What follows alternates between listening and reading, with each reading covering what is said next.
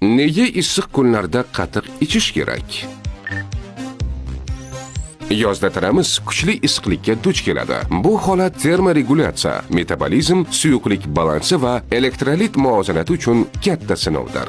Qatiq bu oddiy ichimlik emas, balki tabiiy biologik himoya vositasi. Tana haroratini pasaytiradi, organizmni ichkaridan tabiiy ravishda sovutadi. Suvsizlanish va elektrolit yo'qotilishining oldini oladi. Qatiqda tanaga zarur bo'lgan natriy, kaliy, kalsiy kabi muhim elektrolitlar mavjud. Ichak mikroflorasini tiklaydi. Foydali bakteriyalar, probiotiklar immunitetni mustahkamlaydi. Hazmni yengillashtiradi, ishtahani me'yorga soladi, ovqat hazmini yaxshilaydi. Energiya beradi, oqsilga boy bo'lgani uchun tanani quvvatlantiradi. Qatiq yozgi salomatlik uchun ilmiy jihatdan isbotlangan eng foydali mahsulotlardan biridir. Har kuni 1-2 stakan qatiq ichishni tavsiya qilamiz. Salomatlik va strategik rivojlanish instituti ijtimoiy tarmoqlariga obuna bo'ling.